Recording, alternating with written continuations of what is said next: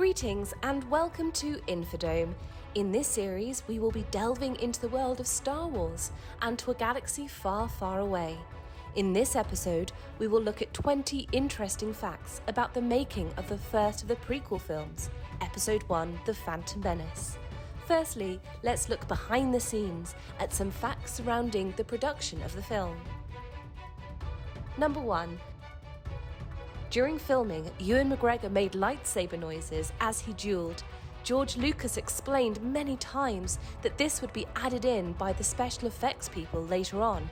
Ewan said, "I kept getting carried away." Well, he's not the first, and I'm sure he won't be the last. Number 2.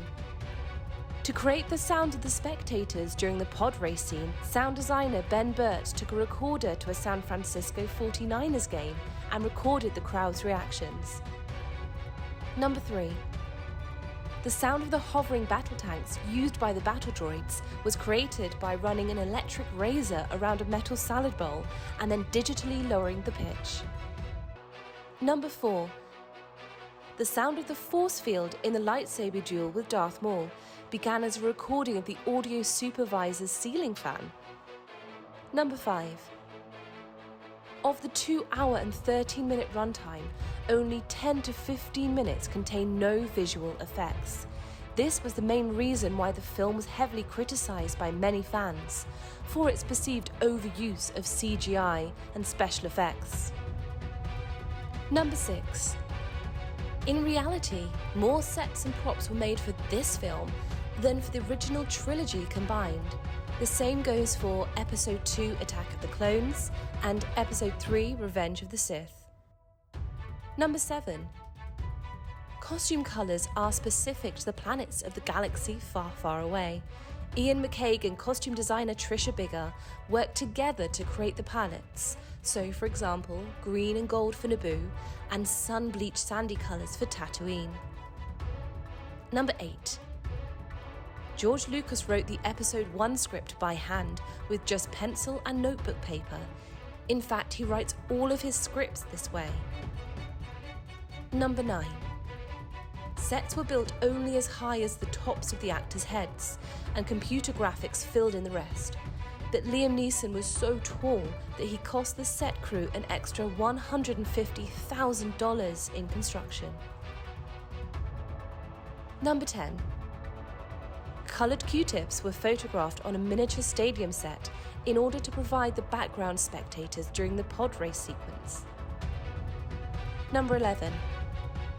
Production designers use all sorts of methods to achieve realistic shots, one of which was the water cascading over the falls in the Naboo capital city was actually salt. Number 12.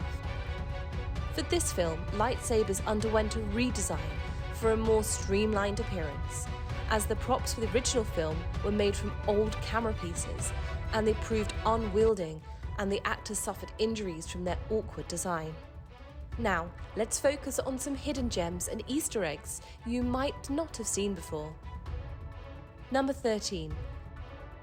The word lightsaber is never actually used in this film and is ultimately the only Star Wars film that does not have a single character speak the word.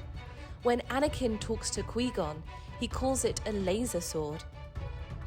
Number 14. In the Galactic Senate scene, when Queen Amidala is asking for a vote of no confidence and the whole Senate are on their feet shouting, in the lower left corner you can see that there are ET species, as in the movie ET. George Lucas included them as a tribute to his longtime friend Steven Spielberg, as well as showing them existing in the same universe. Number 15. The Starship Enterprise from Star Trek The Next Generation can be seen briefly amongst the flying traffic around Coruscant. Number 16. The announcer at the pod race welcomes people from all of the Outer Rim territories. This is a reference to the galaxy's grouping. The galaxy in the Star Wars universe is created in concentric circles, starting at the center and moving outward. The circles are the deep core, and colonies. Then it goes out to the mid-rim and outer rim, and then finally out towards the unknown regions. Number 17. In Anakin's home, there's a wooden model of what looks like Maz from Episode 7, The Force Awakens. Can you see her? This has not been confirmed as Maz, but it does look a lot like her. Number 18. It has been long debated among fans as to the inspiration for the character name of Anakin. One often most cited reason is a reference to film director Ken Anakin. Another more cerebral possibility is that the name is a contrived wordplay on akin, which means alike. So, akin Skywalker means a member of the Skywalker family. This has then been corrupted into the name Anakin. George Lucas has not officially confirmed if the name originated from either or a combination of both sources, or if it is in fact from a completely different inspiration. Number 19. Darth Maul only blinks once throughout the film. This is mostly because the contact lenses that actor Ray Park wore made it difficult to blink, and Park liked the idea of a villain who never stops staring. He blinks only when he's sliced in half by Obi-Wan Kenobi. Number 20.